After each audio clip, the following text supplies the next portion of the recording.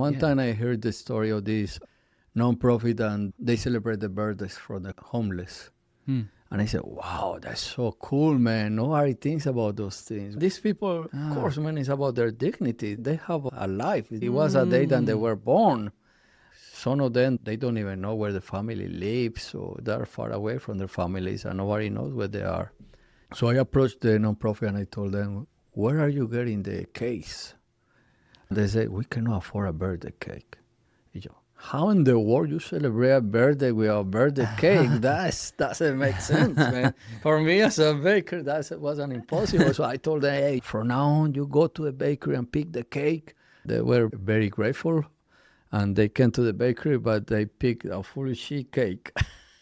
And I thought they were going to pick a small cake for the person who's having their birthday. And that's a very expensive cake. And that's every 2 weeks. And this happened 12 years ago. And then it was a time that I was having a very hard time at the bakery. And I was thinking, maybe I need to talk with this nonprofit and tell them, please come to get a small cake because I'm having a hard time and I need money. And when I was thinking about approaching them, bringing this idea, somebody from the nonprofit approached me and they said, are you the cake guy? I say, I guess so. She said to me, you saved a life yesterday. How in the world I save a life? You're making a mistake. And she said, let me tell you how we save a life. And she said, we got around our neighbor because they call them neighbors. I love that word because they're our neighbors. And we start singing happy birthday to him in front of the cake and he started crying. When we asked him, why are you crying? He says it was the first time in his life that he had a birthday cake. And because that cake and that celebration, he didn't kill himself. He took his pistol and put it next to the cake. He was going to shoot himself that day. And he said, gosh, man, that's huge. I said, man, if a cake can save a life, if a gesture of love can save a life, any gesture of love can save a life. We're all heroes, man. We just don't recognize ourselves. What did that story teach you about humans, like people? Find a way.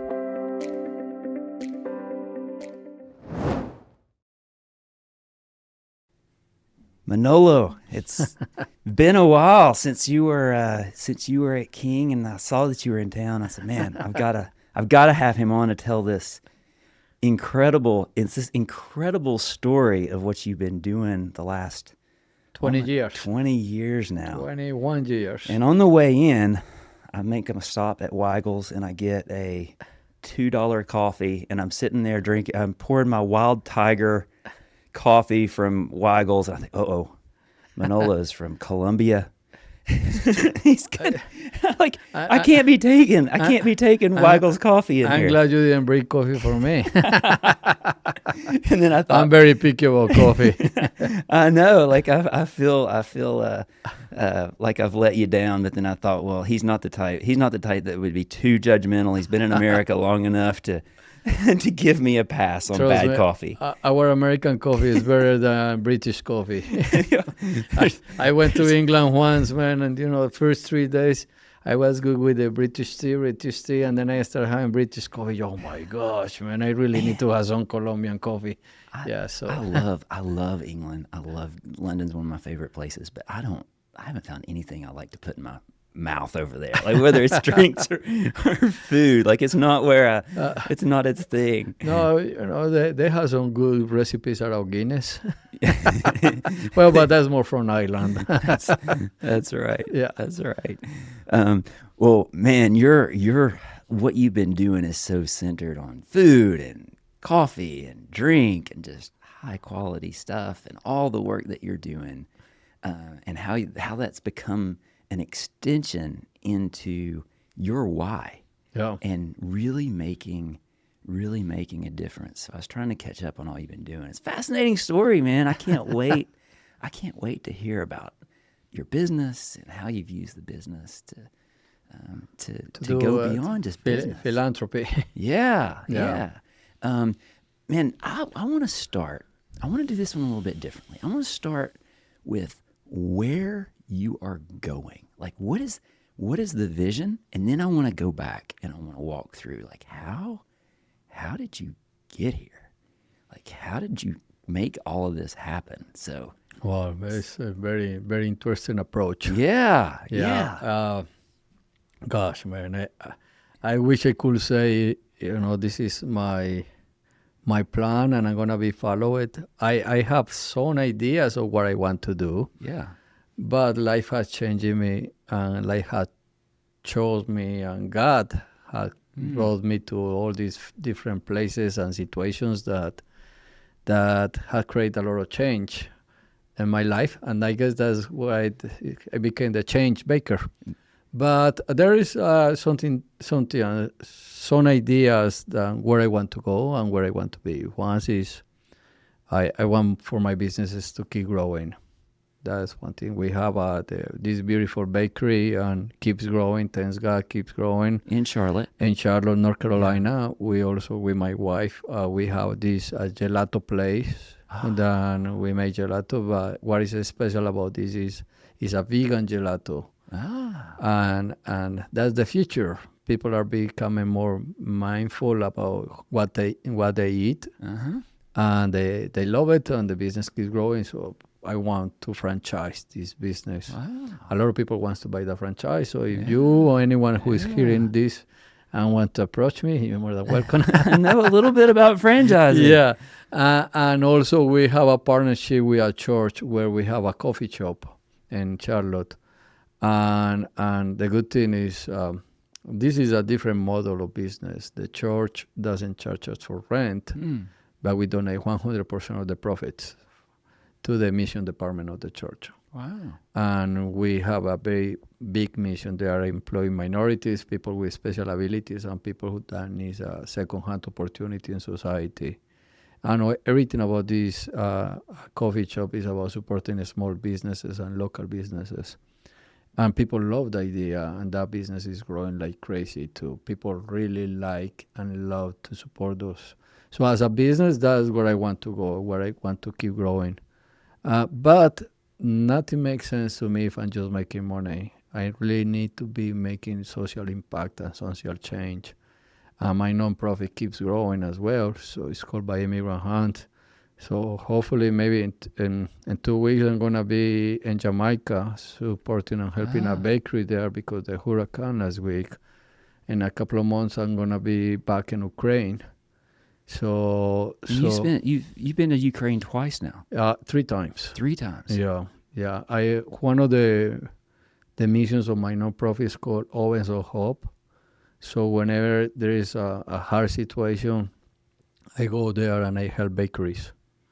If I'm helping a baker, I'm making sure that people are gonna be having bread in their bellies, and if they have food, their spirit is alive. And if the spirit's alive, there is faith. So you are not going to give up.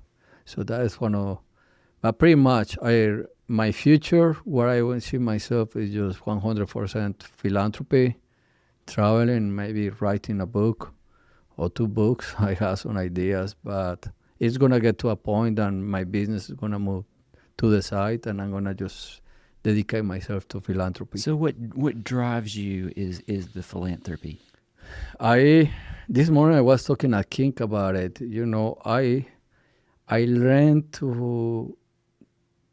I fell in love with philanthropy here in Bristol. There is people cannot imagine how much I love this town. It's like my second home. I don't know if people from North Carolina are going to be hearing this once in a while. I say that in Charlotte because I have been so long. But it was here where my life really started, here in Bristol at King University and with the community of this beautiful town, because it's here where I start receiving too much love and too much compassion for the people that didn't know me from the unknown. And it was like, gosh, I'm receiving all this love, I'm receiving all this gift, I'm receiving all these things from unknown people. I just need to give back. So my culture of giving back, it was born here in Bristol. Man, wow! Well, I cannot wait to connect these dots between Bristol and the big things you're doing now.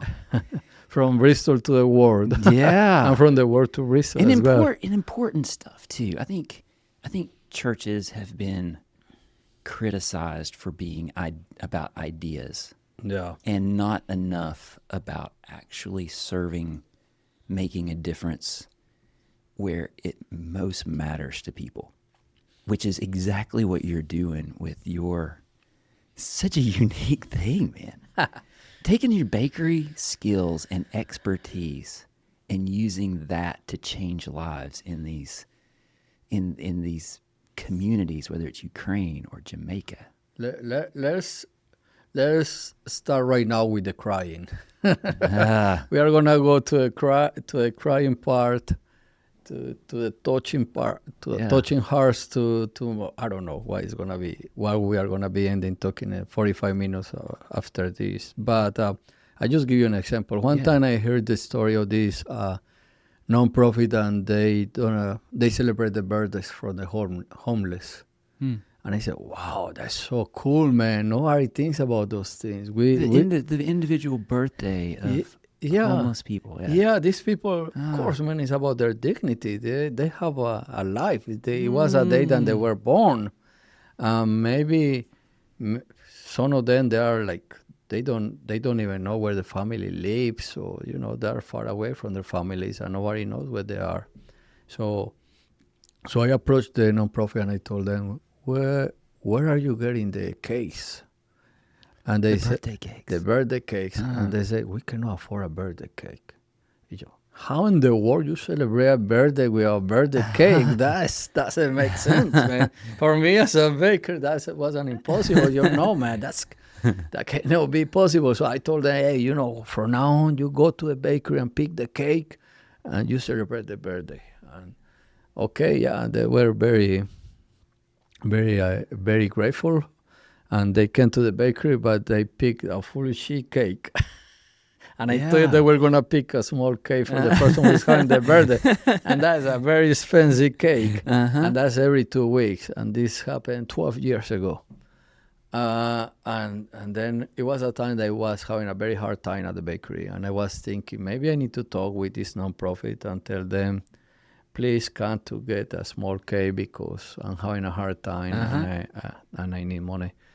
And when I was thinking about approaching them, bringing this idea, somebody from the nonprofit approached me and they said, are you the cake guy? I say, I guess so. She said to me, you saved a life yesterday. I go, how in the world I save a life? You are making a mistake. And she said, let me tell you how we save a life. Well, tell me. And she said, we got around our neighbor because they call them neighbors. I love that word because they're our neighbors. And we start singing happy birthday to him in front of the cake, and he start crying over the cake. When we ask him, why are you crying? He says it was the first time in his life that he had a birthday cake. And because that cake and that celebration, he didn't kill himself. He took his pistol and put it next to the cake, the one that he was going to shoot himself that day.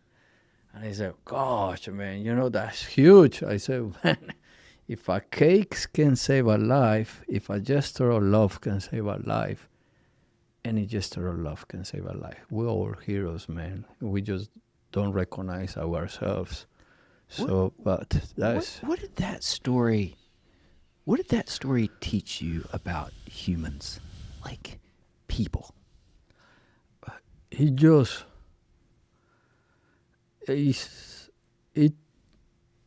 I have my own philosophy that is called the power of opportunity.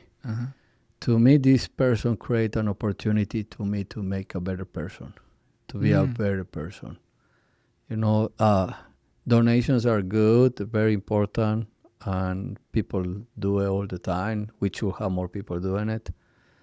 But when you live their lives, and especially now that Thanksgiving is approaching, that could be a good message for people, approach the unknown and learn from their lives, share their stories.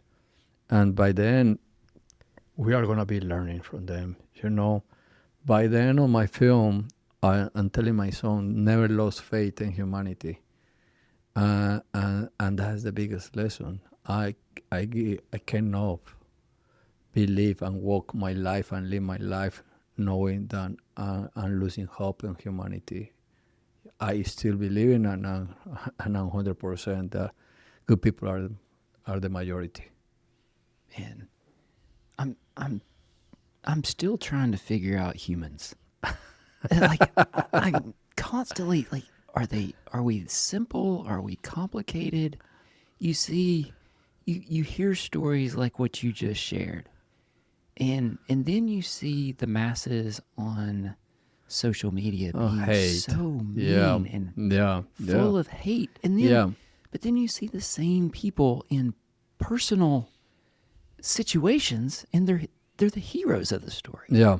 It's like, what is going on here? Well, this is a fascinating topic for me because I love to debate about what you were saying. Yeah. Because we humans, we have made a lot of improvement, through the history of the world. Now we had better quality of life, we have heat, we have cars, we have technology, we have medicine, but we haven't changed in our hearts and our souls, man. We still crying for the same things, we still laughing for the same things, we still, it's just like, why? Because we should, but this time we should have figured out, man, how to be better humans in our hearts and our souls. But I think I think we, like I was saying before, the good side of humanity is bigger. We just we are abusing our freedom of technology, and we are becoming. But this is my own theory. Please don't take me wrong. I think we are becoming more lazy to think about how to be proactive, how to be good people, because we want everything fast. If everything is slow in the cell phone, which is not good enough. Yeah, the technology has made everything more convenient. Exactly. But and the technology has changed so fast. I mean, you think about like when we met at King, the internet was barely a thing. Oh my God! It took me forever to talk with my mother in South America through waiting. Yeah, but it was like no time ago in history, right? Yeah. Like it was the other day, and we were having to go to a special computer lab to get on the internet. Exactly. Like, but it's changed so fast. But what I hear you saying is that we haven't changed. Yeah. Like the core of who we are. Yeah. And what makes us happy. Yeah. And what makes us joyful rather than pulling out a pistol and shooting ourselves. Yeah. That hasn't changed. No, hasn't. Like we're still the same. It's like we're still the same humans we were. Yeah. Have always been. Yeah. But the world has changed. Yeah, and we are allowing technology to change us. We're adapting too much. Exactly, because by the end, the cell phone, the technology is telling us what an algorithm wants for us to know. Because if what you watch in your phone is, or the area where you are, or is too much soccer. So the cell phone is gonna be sending you all these soccer videos. Yeah. If what you watch is about cars and motorcycles, that's what, by what you watch is hate, it's gonna send you hate. So I do this on purpose. Every morning I watch the most liberal newspapers and the most conservative newspapers. So I'm playing my cell phone. And I watch, what people are saying in England and what people are saying in South America. So I'm playing the algorithm. And that way I'm not going to be just stuck in one philosophy, and one way of thinking, because by the end, I cannot afford to lose so much people that I love because what they think or how they feel, Yeah. I got people in both streams, and conservatives and liberals, and I both of them, so I'm not going to lose them. Well, you've got such an interesting, unique, and valuable perspective because what you do is bread, Yes. right?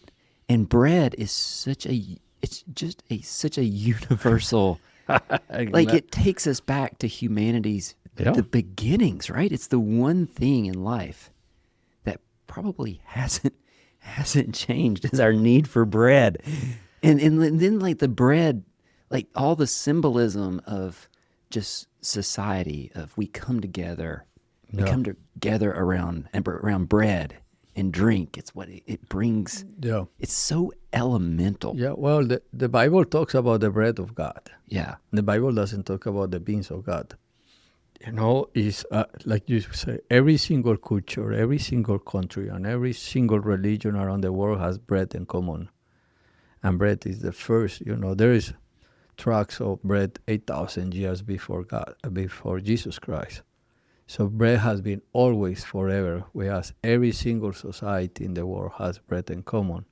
But bread also reminds us, talking about symbolism, the beauty of life and death. A seed has to die in order to become a plant. That grain has to die in order to become flour. And then you mix this with water and it's life again. And then has to die in an oven, purified in an oven, 400 degrees to become bread. That bread gives us life, but we need to die in order to give life to somebody else. So that's the infinity circle of love that God talks about it. So I'm so blessed and I get to be a baker in my life. Wow.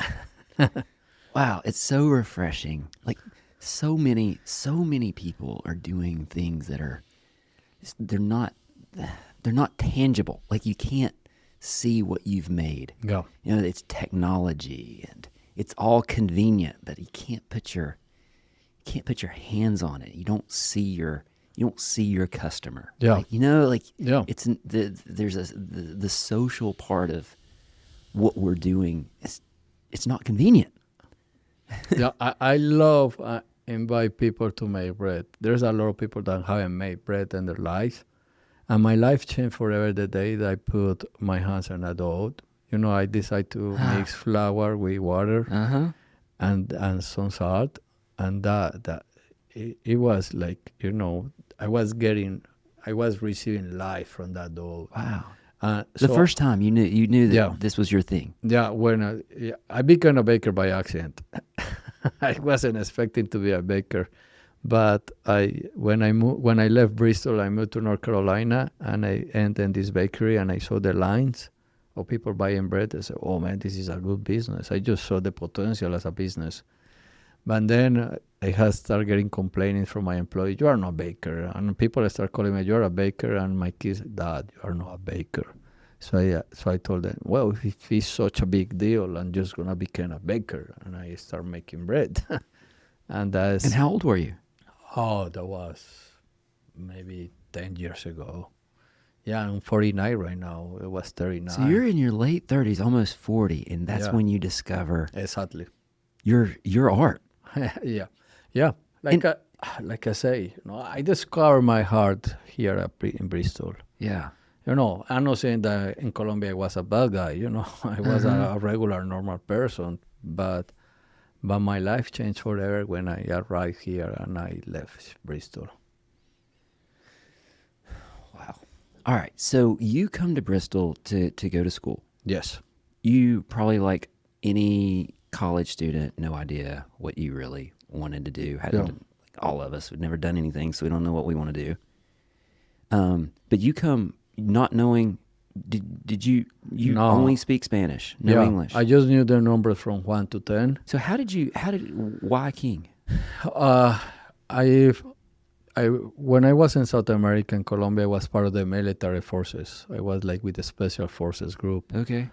And I was killing each other with my people, and I got to a point that I'm done with this. Because Bogota was a tough place then, right? Yeah. All Colombia, all Colombia. Colombia The war on drugs. Yeah. the guerrilla, the cartels, or the paramilitary groups. You know, I was in the middle of all of that, so I decided, I said, this is not for me. I left Colombia. By that time, I met Heather Robertson, and she used to work at Kina as well, and she helped me. And also I met these people in a church in Miami, because I left Colombia, moved to Miami, and I said, if I want to move on in this country, I need to learn the language. And Miami was the right, and it's still the wrong place if you want to learn the language, because everybody was speaking Spanish there. So I was in a church and visiting. So did you go to Miami alone? Was your family with you, or no, were you alone? No, just myself, man. Because you were older. You were a little bit older than the traditional college student. Absolutely, yeah. When I arrived to America, I was already 25 years old. Yeah. And I came to this country, not the language, no $900 in my pocket, not even clothes. I just had like 3 shirts and 3 pants. That's it, because I was in the military forces, and $900 in my pocket. That's it. That's how I came to Miami. Yeah, that's how I came to this country. Nothing, but I knew that one day I was gonna be rich $1 million. I had a big dream, because I was raised believing about the American is the land of opportunity and dreams come true here. This is the American dream. And I came with a philosophy, with a mentality, and I have been chasing that mentality. I will fight for that, because I still believe in the truth, and I'm walking proof that the American dream is still alive. Wow. How many? Now I own 3 businesses. I employ almost 35 people, and our sales combined this past year was $2.5 million. Wow. And I walking proof. Wow. So you get to Miami. Yeah, I get to Miami. Sorry, I walk away. No, man. I want to talk about all of it. Like, you get to Miami. I've always been fascinated by this, and I think first generation immigrants have something that the rest of us don't have, like appreciation, like this grind, this mentality that so much of us who have been here and taken so much of this for granted, we just don't. Yeah, we don't have it. Yeah, and I've seen coaching. I've seen so many international students that are the first generation to come here. So, but you can't do it alone. Yeah, right. So you come to Miami. Like, what does that look like? You got $100 in Miami. That doesn't go very far. Yeah. Well, it's people don't realize about the sacrifice that we do. I used to have an American friend. He's no longer with us. He passed away, and he used to say, we should feel proud about these immigrants who are right here, because they are the bravest people in the world.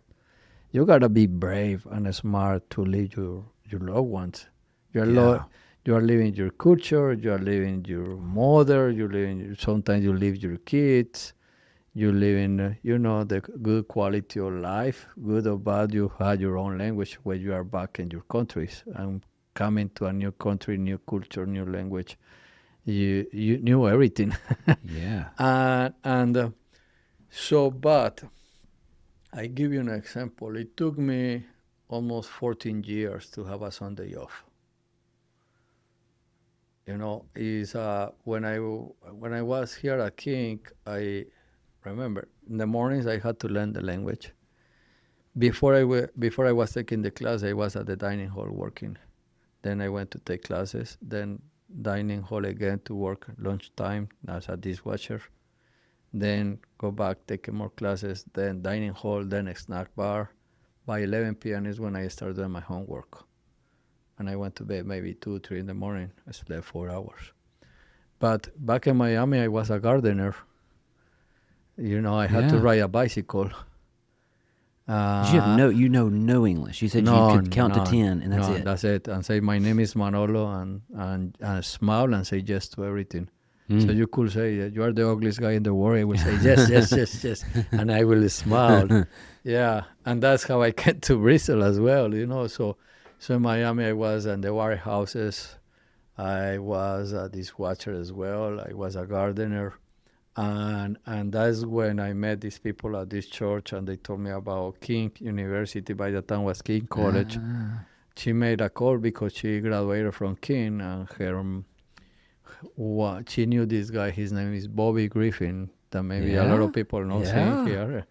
And he was by that time one of the trustees at King. Right. So I drove from Miami to here, no GPS. No, and to go back in time, like, there was no GPS in 2002. Yeah. It was barely an internet. Yeah, well, we drove it, and it was, following the maps, paper maps, big maps that you get in gas stations. We arrived, we met Bobby Griffin. He told me that that he liked my story, and he said, I'm gonna talk to King so we can support you here. So the first person you met in Bristol was Bobby Griffin. Yes, this huge personality. Yes. Like, I wish we could spend a whole hour talking about this guy. Just a serial entrepreneur. Love it, and his story is full of. He's a miracle, man. Huge personality. His daughter, by God. His daughter Lauren is got all of his entrepreneurship. Like, she's doing all kinds of things here. Oh man, I would love to meet her. I haven't seen him like in 20 years. Yeah. And so he told me if you do, you have to keep good grades and you have to work hard. And I help you, but I just can help you like 1 year. So I left Miami, moved to Bristol. And I wrote, in a paper in one of the dorms, 1 year to learn English. And my goal was 1 year I had to learn the language. So that was, I was putting a lot of pressure on myself. That was my biggest goal. And I get to meet everybody here, making all these friends. And then 1 year passed. I went back to Miami, and by that time I was married to Heather, and we got this call and I wasn't planning to come back to Bristol. I wasn't planning to be back in King because I couldn't afford it, private school. Yeah, and then Miss Arlene Boucher. You remember her? I remember her very well. Yeah, she called me and she said, somebody told me that you're not coming back. And I said, yeah, you're right. He said, why? I cannot afford it. And she says, well, what about if her works at King and then you can get your education? Yeah. So King opened a position for Heather so we can come to get my education. And that's how I end all my education at King. Like, you see, all these gestures of love. Yeah, and then at the same time I met Howard Smith and Sheila from the Karate Dojo. In Uptown, and in the main street. Yeah. You remember the school of karate there? Yeah, the karate school, Yeah, so they become a Miyagi family, like the Karate Kid. Okay. Yeah, and a black belt, second dan in karate. I was part of the Colombian national team.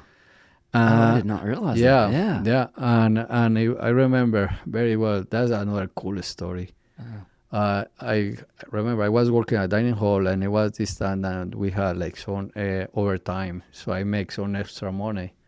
And I had that saving, and I was walking in the main street, state line. Yeah, state line. Yeah, and State Street. Yeah, and then I saw he has a promotion. He says we have a half price this month.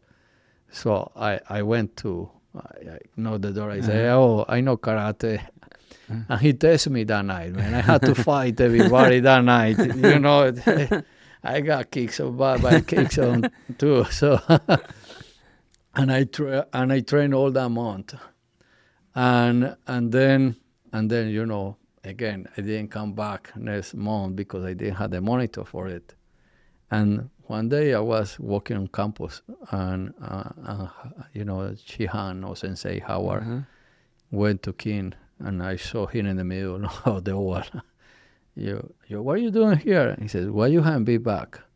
Because I cannot pay it. And he said, have you seen Karate Kid, the movie? He said, yes, I have seen it. Go to the dojo. And I went to the dojo, and he says, you see the ceiling? Yes. You see the floor? Yes. You paint it, and you clean it, and you don't have to pay it.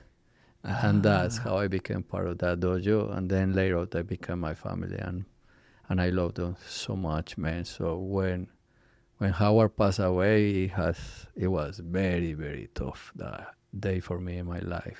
I never met him, but he was a big personality. Oh my gosh, he's one of Bristol Angels, man. Yeah. And his family as well. He just my father passed away, but we knew that he had cancer, and we had time to say goodbye and take care of all this situation. But one night I just got a call and said Howard got killed.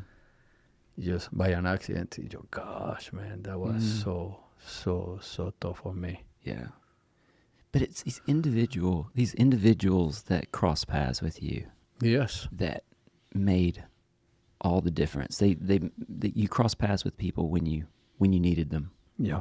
And they made a difference. Absolutely. You see, so far I have mentioned, King, everything that King done for me, Miss Boucher, all the professors, Karen Shaw, Cara Anderson, Dr. Cara Anderson was my... Yeah, all the mentors there, and the community, Tim Hickman, the tutors, Stephanie. I'm still in touch with Stephanie, and she's running part of my nonprofit, and Heather, so all these people, man, they became like my angels. And then Howard Smith and his family, Sheila and their kids, Marcus, and they are like what's so interesting to me is like the world is so politically charged now. If you went on Facebook, you would think no one would be,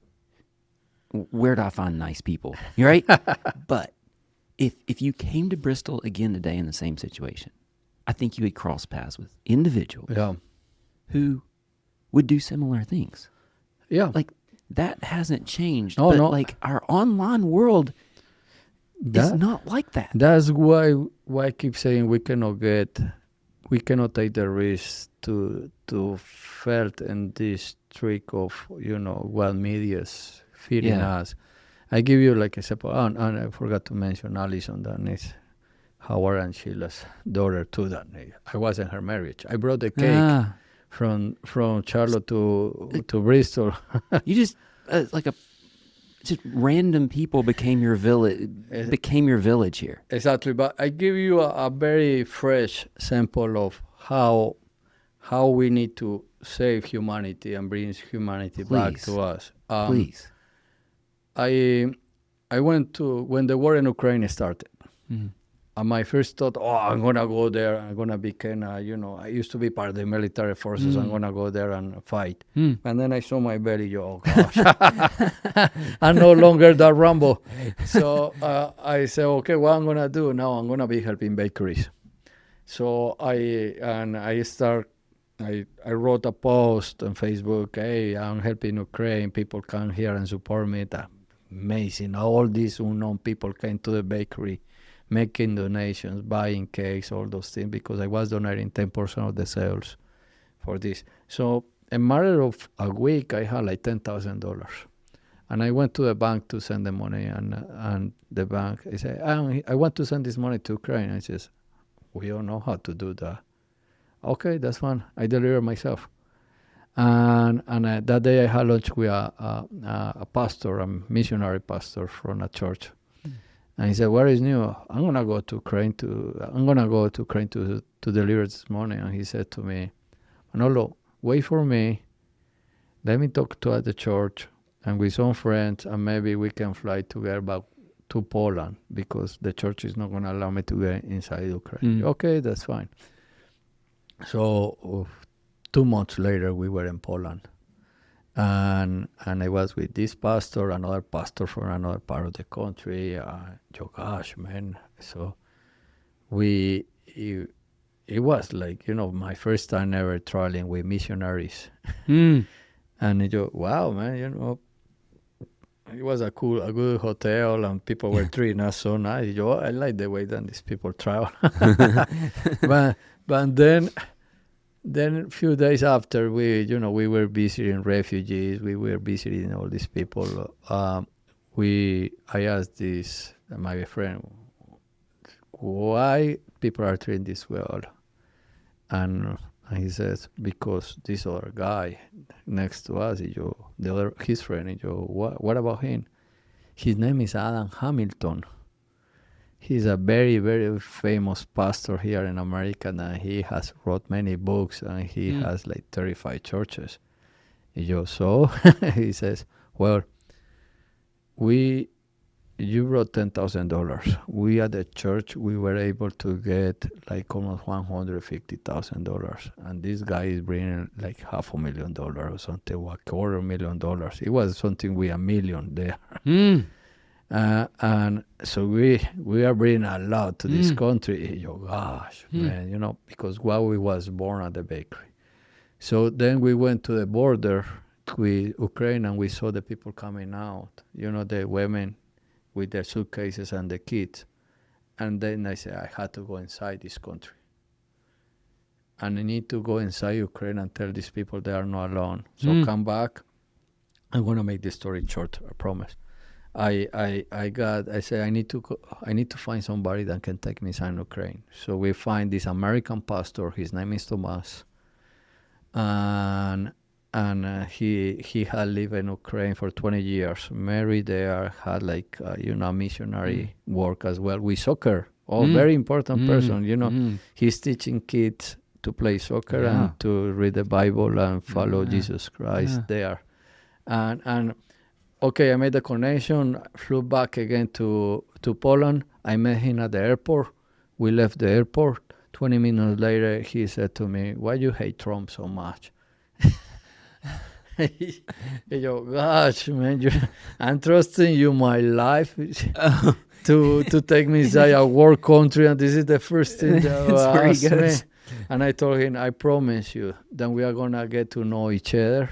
And we are going to find a common ground, and we are going to love each other. And we are like friends and brothers, man. I go to his house, he comes to America, and we spend time together, I don't allow, our political views to determine my friendship and my love to each other. So I can't. We need to stop that, man, So that's why I told you, I give you, a very good sample that it's okay to have different political views, man, but we cannot destroy ourselves and our society and our country because what we believe is different than the other ones. We've always had different political views. Exactly. No one has ever, we've always disagreed on stuff. Exactly. Right? But what's changed is, I think people used to disagree like this. Exactly. In person. Over bread. Yeah. Right? Over coffee. A soccer over wine. team. Yeah. What's in... sports. Disagreeing isn't new. Yeah. It's where we disagree. Exactly. Physically. Yeah. And you just say things to people online that you would never in that situation. Exactly. Yeah. But it's like we've lost. It's like what we were talking about earlier. Like we've lost the physical connection to each other. Yeah. Into place. Yeah. Somebody was asking me just the other day, it's like, why you still live in Bristol? It's like, man, I really value roots. Yeah. The physical place that you are matters. The people matter. Absolutely. Yeah. Totally agree with you 100%. And the easy way is to escape. And I told the director of the film, when I went to the first film festival, I told her, it's too easy to be in a place where everybody loves you. I really want for the film to be seen by people that don't like me. And I want to be with that people. I want for them to get to know me and to see the film and to see the humanity that we are bringing to the nation. And and family separation is not okay with me, but I totally agree with anyone who wants to have a safer country. Yeah, so we can do both things at the same time. Both at the same time. Yeah. Yeah. If in person, you can't. Absolutely. Like if you take away this, Yeah. right? If you take away the physical proximity, I Yeah. don't know that we can do two things at the same time. Because then it becomes just two different worlds. But I tell people, when sometimes people, go to the bakery and everything looks new for them, I tell them, hey, the only risk here is to fall in love. So I want to, your business is the bakery. Yeah. Like, it's such a raw. Yeah. Such a raw that takes us, talk about roots. Yeah. Roots matter. Like, it takes us back to our roots, Yes. to one another, to community, to our basic needs. No. You fell in love with baking, but tell me about this. Tell me about this business. Like, you learn it. You fall in love. You said you fell in love with the art of bread making. Yeah. Like, when you put the dough in your hands. Yeah. That's when you knew. But then you need to learn everything else about running a business. Yeah. You need to know how I get to. That's another beautiful thing that we have in this nation. All this knowledge, and most of the time it's free knowledge. There's no that luxury. We don't have it. It's a matter of just approaching to SBA and tell them I'm opening a business and I need to know how to run it. And they say, oh, we have all these seminars. We have all these people that can help you and can teach you. You approach the Chamber of Commerce, they have all this knowledge. You approach we have in Charlotte, we have the Latin America Chamber of Commerce. You have all this knowledge. Then, because what I had done, I was able to get a free scholarship in Stanford University about how to run my business. So it's about putting all this knowledge, taking the risk, sacrifice, again, working Friday, Saturday, Sunday, waking up early, going to bed late, receiving the punches. There's going to be hard times. The recession hit me very bad in 2008. Very, very bad. We almost lost everything. Then I got divorced. Again, another punch. Then we had COVID. Again, another punch. Then the political arena. One more punch. But it's like when Rocky said, it's no matter about how hard life treats you, it's how you stand up and keep moving forward. I've had this conversation a lot recently. It's like everything is hard. Yeah. Like, if you think it's going to be easy, anything's easy. You're Yeah. It's not. Like, everything's hard. It's like entrepreneurship is like, just keep putting one foot in front of the other. Exactly, and especially in hospitality, man. Gosh, like, I spend 10,000 eggs a week at the bakery. 10,000 eggs. Yeah, and you remember, a few months ago when we had the prices. Oh, right. The egg prices. And then the emulsifier, is a product that we use in our case, and we bring it from Canada. It went from $300 to $900. I cannot change the prices of my cakes and my recipes and the same percentage of, like, than the political arena is changing it. So I need to keep like fair prices, but sometimes I had to get the lost. And it's a matter of just keep the business open. No, it's not about getting the profit. Profit maybe next year and 2 years, 3 years. Yeah. Last year it was a wonderful year for me. Yeah. This year not. Yeah. But it's always new challenges. Exactly. Like, right? Like, yeah. It's not the same thing when you're growing a business. It's not the same thing that's hard year after year. When you're growing, it's something different that's hard every year. Exactly. Gosh, I was explaining this to somebody the other day. Like, when you're growing a business, like, as soon as there's always a weakest link. Yeah. Right? Like, you fix the weakest link, like you strengthen the weakest link, And if you're growing, like, then something else is the weakest link. Gosh, man, something new, man. So once I went to my knees and I told God, man, one more punch.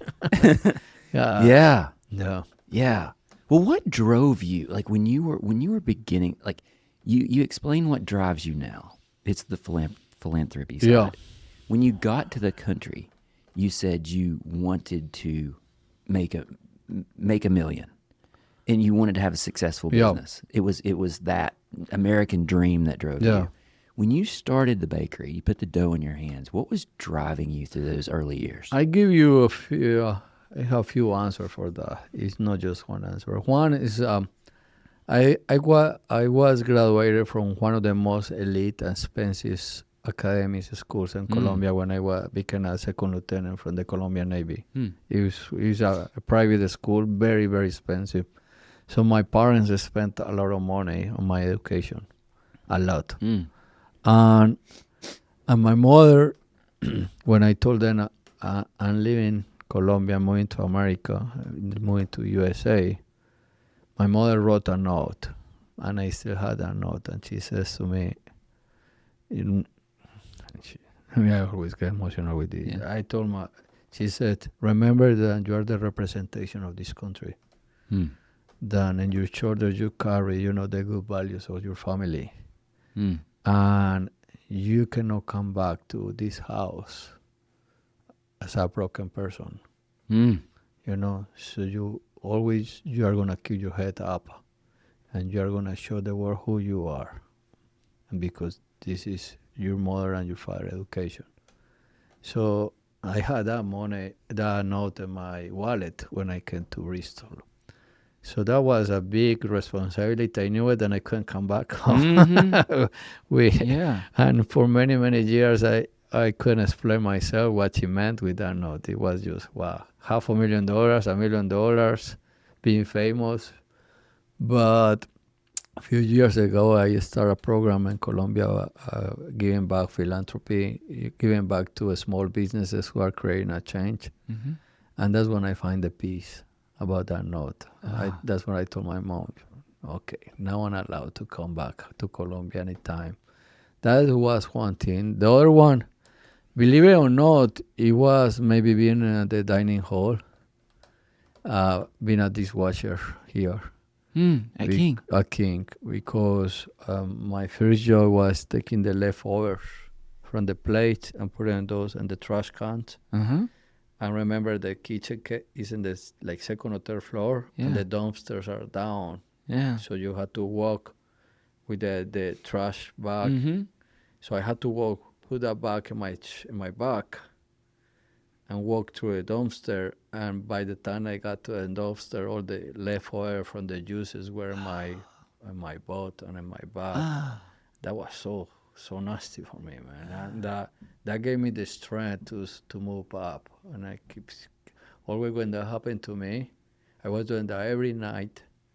I was saying to myself, I didn't come to this country to do this. I'm gonna move up. And the other thing is knowing that everything is possible here. Whenever I drive to a expensive neighborhood or going to a nice, cool mall, and I see, how people live, I say, well, if they were able to do it, I'm capable to do it too. So I know that if everybody can, I can as well. I think Americans too often go through those neighborhoods and there's some resentment. Like they compare themselves to people like that. Yeah. But it inspired Exactly. you. Yes, all of them inspires me. Yeah, because who knows? Maybe some of them they belonged. They were born rich. Nobody. There is no another country that people can come with nothing, or start from zero, and create, wealth. And I love wealth, man. And that's the cool thing about this. I love philanthropy and I love wealth as well. And I can have both together. There's nothing wrong. If you have worked hard, You deserve to have a very good vacation, have American Express in your pocket, and drive a nice car. So I, I, I love and there's a lot of admiration for these people that live in that way. Some of them have worked so hard in this life and they're very smart. They have to invest a lot in education. That's why I don't like when people say, "Oh, you're a socialist." No, I'm not, man. I'm not so far away from You that. appreciate capitalism in a way that I love it. Americans probably never could. Yeah, I love it. Yeah. Yeah. The only thing is why I say it hurts me a little bit when people are, sometimes I think the American dream is killing, the American greed is killing the American dream. Tell me more. I love to find the balance. Yeah.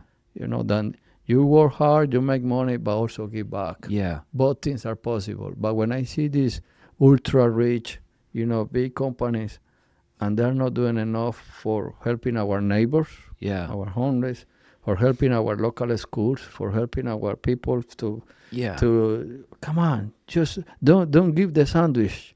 Just teach them how to cook. Yeah. It is possible. We all can do that. There's also something going on called the consolidation of capital. Yeah.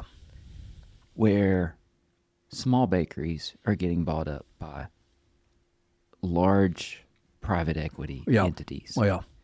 And that first step on the ladder is becoming, would you, in your experience, is it more difficult, that first step on the ladder now, than it was 20, 25 years ago when you got to Miami? Yeah, but gosh, man, I don't know how many times people had shut the doors to me. So many times people have said, "You're too small for me. Your business is too small for me." But I keep pushing, knocking doors and opening the doors. And I already had, those approaches from, rich, big pockets, big companies. I want to buy your bakery. I want to buy 60% of your bakery. I want to buy the rights over your gelato business. I want to have your gelato business in 5, 6 states. I give you $1 million if you give me the rights over your recipes for the gelato business. And I say no. I keep saying no. And sometimes people say, "You're making a mistake." But, for example, the person who approached me about the gelato business, he says, "Oh, man, I love Pablo Escobar, and I love, what Colombia has done in the war, talking about drugs and all those things." I hate that, man. That have brought a lot of suffering and a lot of pain to Colombia. I hate the narco television, so You saw it firsthand. Exactly, I felt it. I saw the first people got killed when I was 16. 6 people got killed in front of me. My family lost everything because of a bomb. My father and my mother got kidnapped and hijacked in an airplane when I was 14. So what you see in the movies is so cool, man. Live that life to see is that cool. So different. So I always keep saying my soul is not for sale, man. So it's gonna be maybe the right time to I will sell it to the right person, but not to anyone who just have money. There's people so poor, and the only thing that they have is money in their lives. I've heard you say the bread is an extension of the soul. Yeah. And I hear that again in what you just said. It's not just bread, it's not just money, it's more than that. Yeah. And my business is an extension of myself too. And there was a moment in my life that I was having issues with my identity. I was embarrassed of my accent. I was embarrassed of my business. I was embarrassed of what I sell. And then a mentor, her name is Brenda Anderson, she told me, she says, "Well, you are embarrassed of all of this and you want to have a good business. You need to change your philosophy. The day that you start talking from your heart, everybody's going to pay attention." And she was right. That day I decided, man, I'm just going to feel proud to have my business, to sell with very honor that represent what I have, what my culture brings. And that everything changed that day. Wow. Yeah. How old were you I'm 49 right when now. when that happened? When that happened, it was like 33. Yeah. Yeah. Yeah. That was a big change. That year changed a lot of things in my life. Yeah. I think we learn a lot about ourselves in our mid 30s. I don't know. I learned a lot that year. Yeah. You're challenged in ways that I don't think you're challenged before. Yeah. You know, Yeah. it's like, so you, like, a lot of your path to success Yeah. is inspiration from your roots, Yeah. your family, the note from your mother. Like, you burn the boats. No. People that burn the boats are more likely to succeed in whatever they're doing. The hard work, the first generation immigrant mindset. Yeah. You saw it as an opportunity. But it doesn't explain everything. Like, you've built a really successful business. Yes. And just to give context, like, this is not like an ordinary bakery. Yeah. This is a very, very popular bakery. Yeah. You have lots of unique breads from different countries. Yeah.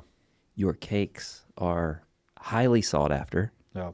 These are not sheet cakes from Food City. These are from everything that I've read. You're gonna get trouble with you, Siri. From everything that I've read, these are really, really high quality product. USA Today just called our bakery award us as the second best cake in the nation. Wow. It's a huge country. Second best cake in the nation. Yeah, and by the USA Today. It Yeah. wasn't, and myself in 2021, I got an award. It's called the World Bread Hero, one of the best bakers in the nation too. So that.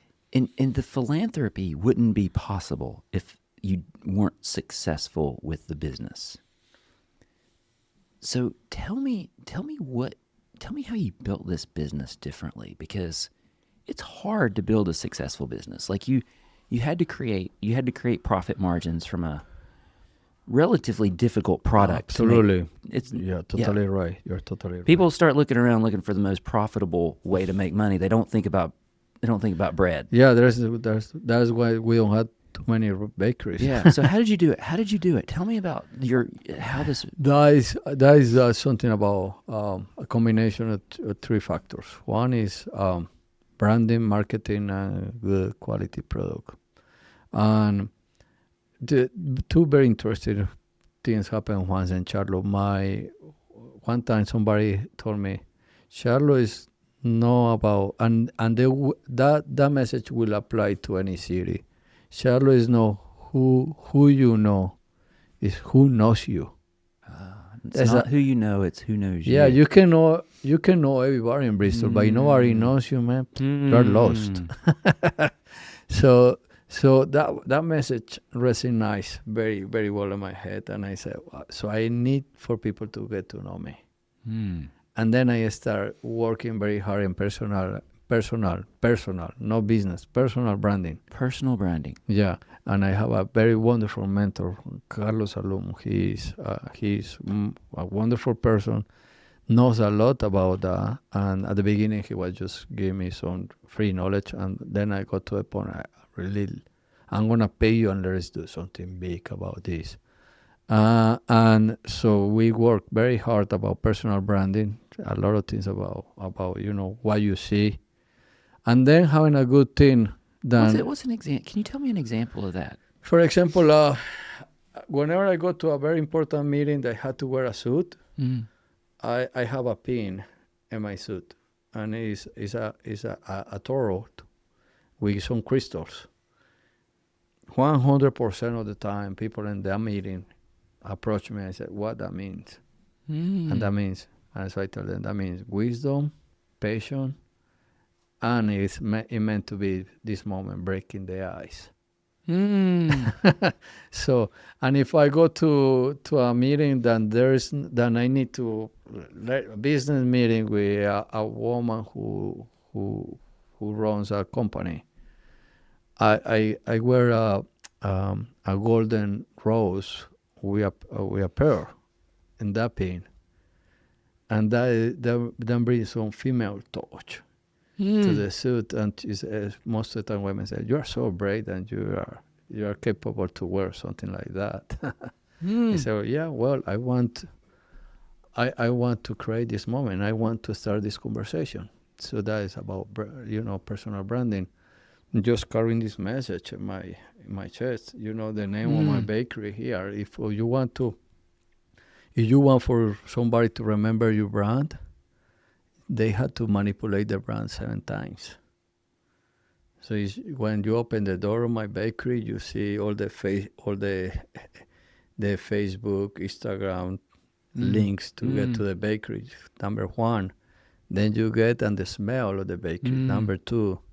Then you are touching the bread. Number 3. Then the packaging. Number 4.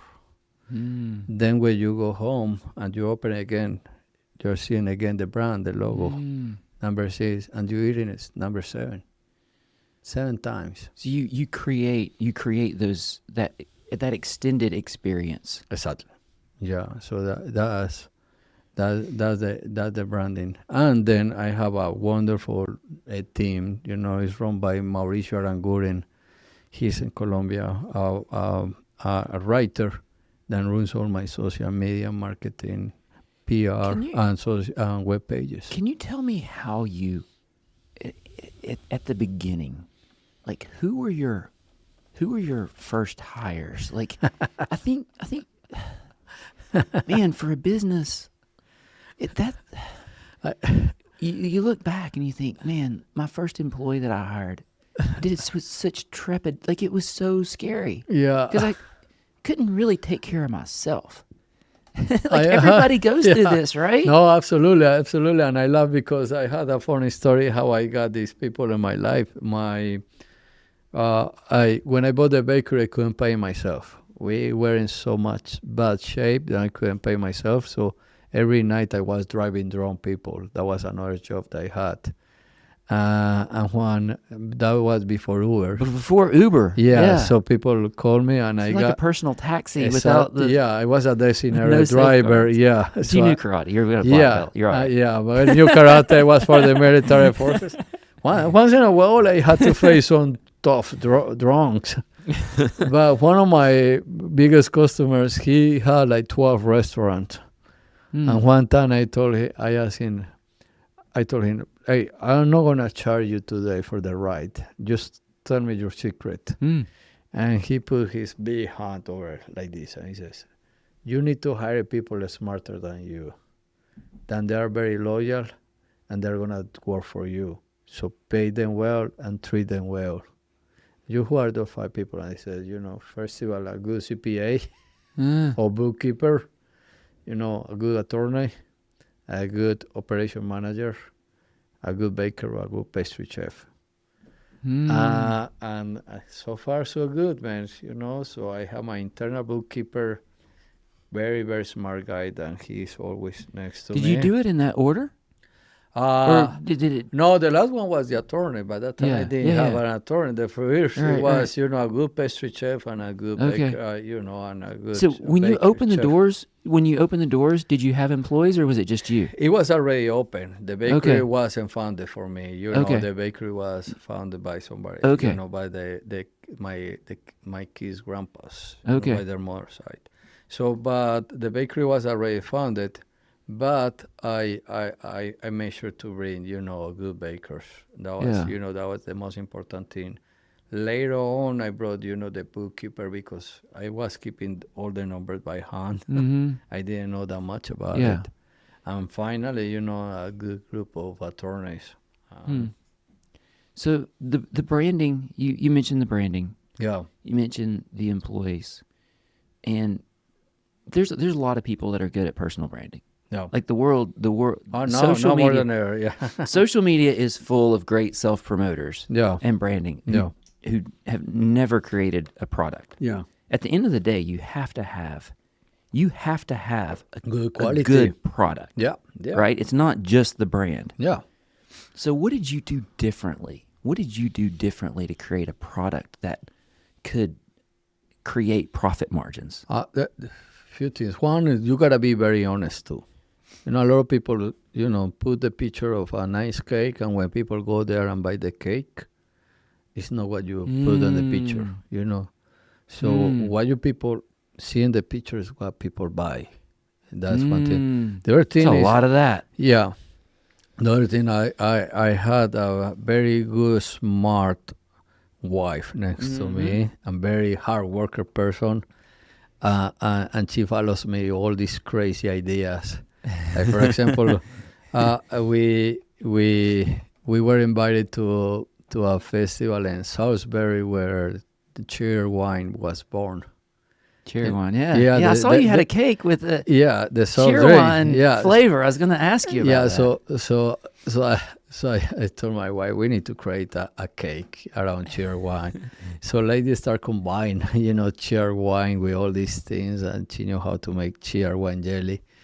And cherry wine, for people that are not from this immediate area, this is an East Tennessee, Western Carolina brand of cola. It's unique to here. Exactly. Like cherry Coke, but better. Yeah, and that cake came out so good, man. So we had to cherry wine cake. So that was I don't know, man. Who's crazy, myself or my wife, man? We do all these crazy ideas about product, but in the hospitality industry and restaurants, there's a lot of fusion.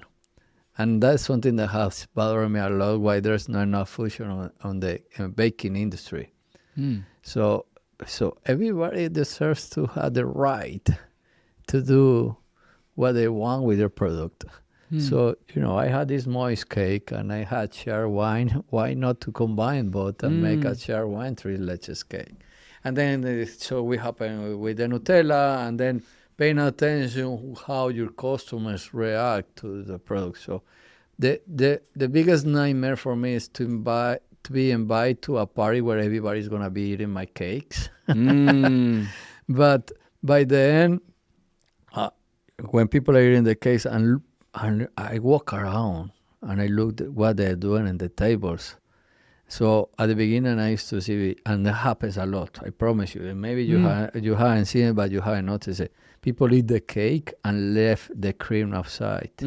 People, most of the time, there's too much sugar, so they eat the inside, but they don't eat the cream. Yeah. So, and that cream, when you cover the cake, is very expensive. I said, well, why am I investing in this? So most of our cakes are called the naked cakes. We don't cover them so much because people are going to throw this away in a way. And so we are saving money. So there's the profit is bigger. And you have to read your customers. You need to understand, and please be open to talk with them and tell them, please give me your feedback. Today I brought some bread to King, and I was walking around, I was asking them how you like it. And also I apologized to them. I said, it's kind of dry. But being honest, this bread was baked yesterday like 4 or 5 in the morning. I stayed yesterday all day long in the car because we drove. I spent the night here in a very dry place. So it wasn't as fresh as it could be yesterday. So just be honest with the customer, and people are going to understand and really appreciate that. The worst thing that you can do to a customer is lie. Don't cheat your customers, man. Don't sell them cheap products as well. Cheating is no good. Yeah, and there's a lot of good branding that is really cheating. Exactly. They're selling something that's different than the product. Yeah, especially in the baking industry, it's too easy to be a cheater here in the United States. Yeah. There's too many options in the market of how you can replace your eggs, how could you replace your flavors, how you can replace there's too many chemicals, so the bread will hold. We don't put chemicals in my bread, so in 3 days the bread is no longer good. And sometimes I buy bread with competitors, I put it on my desk, and 1 month later it's still there. Yeah. The same. The other day, lady was so mad at me because she came to the office. Why it smells so bad? And I had this bunch of new breads that we were tasting for a restaurant. And I told her, I'm holding them here to see how how far they survive is they were already so bad. Just preservatives, the Yeah. preservatives that we load in bread in Oh, America. no. Does anybody else in the world do this? No, I don't I mean, think so, I've man. never gone anywhere where sliced bread was a No. thing. Yeah, no, no. Only no. in America. Yeah, no preserves in my So bread. is that like the bread that we buy off a grocery store shelves? Like, is it just? Yeah, man. Well, it's so sad. The yeast that you put on the bread is so nasty, man. It's like having a cigarette. The bread industry will hate me when I tell how bad yeast. And I use it at the bakery because that's where it helps bread to rise Mm-hmm. and accelerate the process. Because the natural way will be through fermentation. Sourdoughs. Mm-hmm. What I used to make many years ago. But it takes forever to have a piece of bread ready when you are using a starter. So that's why you had these chemicals. So many of our flour, they have very bad products for our health as well. So the best way to have real piece of bread is, you make your own flour and you go through fermentation process, and then you are going to have something very good for your belly. Mm. Mm. Yeah. It's so much. We had talked a lot we about could different spend a long topics. time about things we do in America that they don't do anywhere else. Wow. So you've built the business over 10, 15 years now. We have been building the bakery. The bakery was founded 28 years ago, but I've been working with this bakery 20 years. 20 years. I came there first to work, then I bought 50% of the bakery, and then later on I bought the other 50%. So now I'm the sole owner. So you've created a product, you've created a brand in Charlotte that is beloved. Yep. Like, it didn't take me long to figure out how many people were raving fans of the bakery, and how important it is to so many people. No. You've built it into a profitable business, but it's every year is a different challenge, just like any other business. You've built the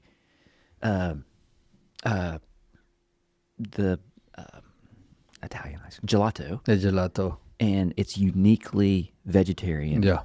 Vegetarian gelato. And I fell in love with gelato in Rome a long time ago, and I still haven't tasted anything like that in America. Yeah. But this is a vegetarian version. Yeah. And so you're growing that business. Yeah. And is that got a storefront as well? Yes. It's got a separate storefront. Yeah.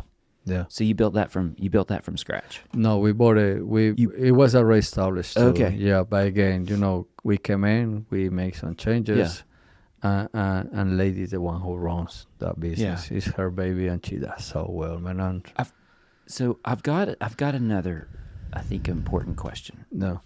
Like this, throughout this whole time, you've been giving back, and you mentioned earlier in this conversation about the story about giving birthday cakes to the homeless population, and that was at a point where the business itself was struggling. Yeah. So you were giving when you really didn't have anything to give, and you were questioning whether that was the right thing. Yeah. I think people that are growing businesses and with businesses, you never feel comfortable. No. Like you always feel like you're putting the on the airplane where you put the mask on yourself before you put it on your kid. Yeah. Like you always feel that way, right? Because so much responsibility in business. Yeah. How did you navigate the philanthropy part? Like it was never the business part was never easy. Yeah. But along the way, the philanthropy became more important. Yeah. How did you approach that? Gosh, man, that's a tough question. Yeah. Oh, I'm genuinely curious. Look, it's our brains are designed to think about ourselves, and there is nothing wrong about that. You are cold, your brain tells you, get warm. You are thirsty, your brain tells you, have something to drink. But your brain is not designed to think, oh, Manolo is thirsty. It's impossible for you to feel this and have some water. So it's nothing wrong because that's how God designed us. But but God gave me this gift about be able and capable to think about people. And I was for many years trying to walk away from that because as that brought me some trouble as well. You can be easily taken advantage of. When you No, it's just about the jealousy of the people and the envy and like even your dear ones. It was a point that somebody a relative from my family told me, you just do that because you just want to be recognized. And for example, the first time I went to Ukraine, I didn't tell lady I was leaving the country, and I got in trouble with that. And it's so hard for people to understand why I think about somebody else. And but I thought if I cannot save my marriage, how it's not even worth it to save somebody else's life. So God gave me that gift, and I'm so blessed. And later on, I was able to understand that, and my marriage now lady understands, and my family, my kids, they understand that I'm capable to share, to think, and to feel for somebody else, and everybody supports me. So now we are a team of a family team that likes and loves to support people around the world, and locally too. We do a lot of things locally. That's who you are. Like you right, and it's in my heart, man. But it took you time to recognize that. Sadly, I didn't want to. It's when you get to be noticed, it's hard to deal with that. Sometimes you have lost friends because. And sometimes you don't know who is approaching you and the reasons of the people that is approaching you. Yeah. Now, I get to know famous people now, and I travel around film festivals, and I get to be around famous people. And sometimes there's people that are just approaching you for the wrong. When you have some success, you begin to question people's motives and friendships and. Exactly. Yeah, I can see. I understand how celebrities just. It's not healthy. Like you can't trust anybody. Yeah, and now you get the comments. Oh, because you are famous. Yeah. Oh, you forgot about us. The other day, like give you an example. This person that we have met each other 20 years ago when I arrived to Bristol. I know her, she knows me, because we have been in the same places.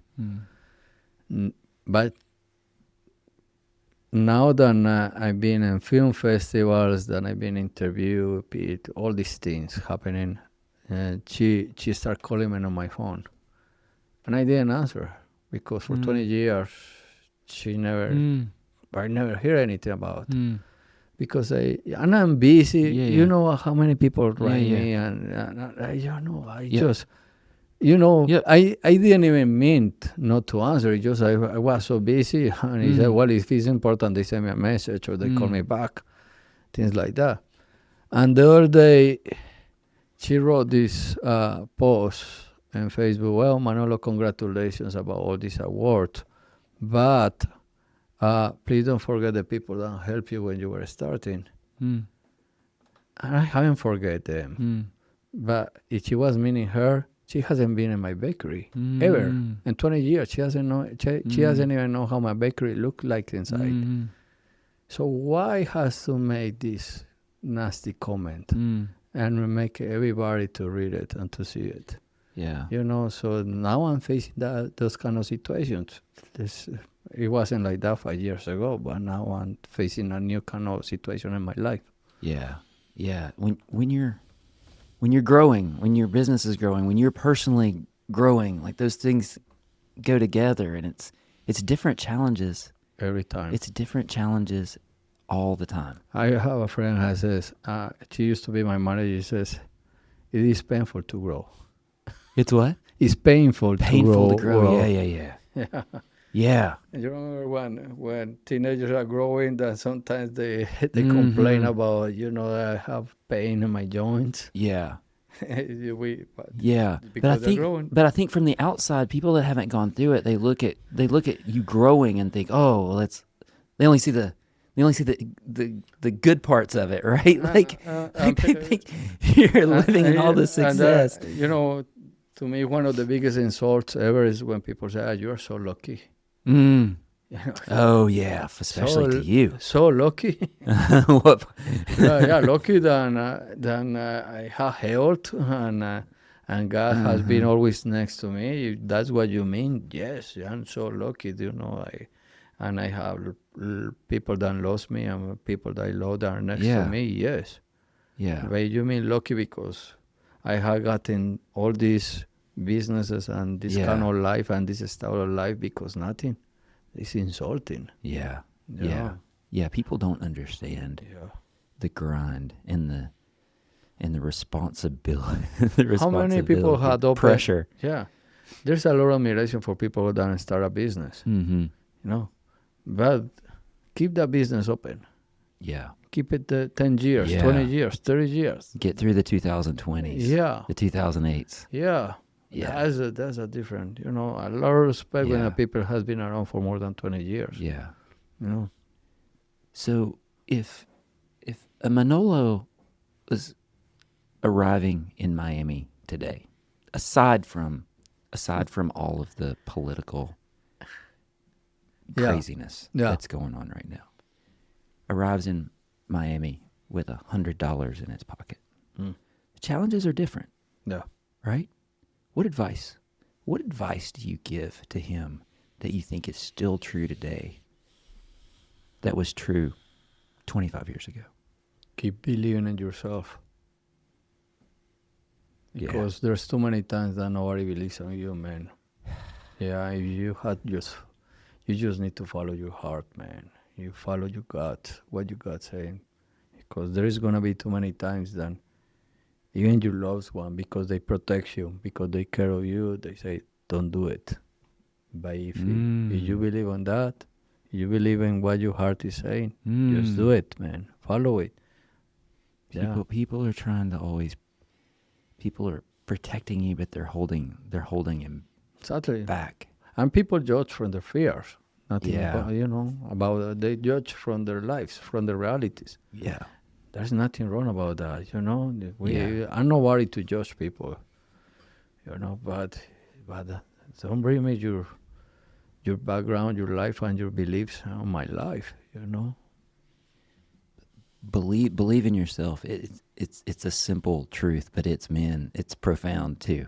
Yeah. Because like all along the way, people have, like, if you're depending on other people to believe in you in those hard moments, like you look around on the entrepreneurial journey, and there are places along the way where the only person that believes in you is you. Yeah. Right? Gosh, yeah, man. I remember, maybe around 2008 when the recession, man. Yeah. Nobody at the bakery believed in me, man. Nobody in that moment believed in me. People were saying to me, sell the bakery because this is you are lost. And I remember this American guy that was working with me, man. If you are the owner and you can even pay yourself well and you are driving this trashy car, you are in the wrong path. You should sell your bakery.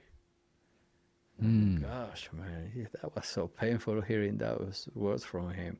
And plus, it's harder when you are an immigrant. This American guy is saying this to me, so I had to prove myself, and I had to prove him, and I had to prove this country then I'm capable to do it. Huh. You know, it's harder to make mistakes here. Oh, yeah. And that's what I'm telling my people. These shoulders, I'm carrying the responsibility of a race. Yeah. If I do something wrong, they're not gonna say Manolo did something wrong. The immigrants do something wrong. Mm. Colombia did something wrong. You know, Mm. so it's not easy. It's heavier. What I carry is heavier than many people are carrying. It's like bigger than the note that your mother sent you away Absolutely. with. It's not just Absolutely. the family. You can't come back broken Yeah, to the family like you're representing something. You're Yeah. representing something bigger. I'm representing my country. I'm representing my kids. I'm representing the immigrant community of this nation. Yeah. Yeah. Mm. For that Manolo now, who's 24, arriving in Miami, Mm. you still believe that this is the land of opportunity. 100%. 100%. There is no another country. I've been around 27 countries in the world, and there's no another country like Yeah. United States of America. This is the land where my kids are born, and I will fight for this country. Wow. Mm. Yeah. Man. Well, we could go on for a long time, but I think No, we have plenty. Looking for the comment. yeah. Yeah. I really, you know, if you allow me to send a last message, I just really want to say that people that are hearing this, I say, we have been, you know, in the history of this beautiful nation, we had hard times, and we have been able to overcome those challenges times and get back and unite as a nation. And we don't want I don't want bad people in this country, but the biggest majority of the immigrant community here is good people, and there is a broken immigration system that we all together as a nation is to fix, because we all want. Like I told you, I had a deportation order myself. It wasn't my fault, and my brothers are waiting for almost 21 years to be able to come to America in the right way. Yeah. So it's not perfect like any other nation in the world. There is a room to improve and to do better things. We need to fix it. We're not going to fix it on social media. Oh, no. We're going to make it worse. Yeah. Right? Yeah. I don't even I think the way we fix problems like that is to break bread together. Yeah, absolutely. Right? Absolutely. And do it with people that you disagree with. Yeah. Right? And you discuss and you ask questions and Yeah. you learn, open to new ideas. Yeah. If anyone wants to see the change maker in their church and the community, in their school and the neighbors, we love it. I will talk just with the director, and she will love it, because the director and myself, we are agree on this, that we want for people, anyone to see the film, you know. So tell me about the film. The change maker, this director read my story in a magazine, and she called me. She says, I want to make a film about your life. And he says, who is playing this joke on me? She said, no, I'm serious and legit. And so she interviewed me, and then they came in 22, and we a crew, and they were shooting and filming. Then in 23, she come back again, 2024 passed. And this year she called me and she says, we made it to Mountain Film in Telluride, Colorado. That's a big film festival. Yeah. Yeah. And now we have been in 8 film festivals. We have gotten like 6 awards, 2 official selections.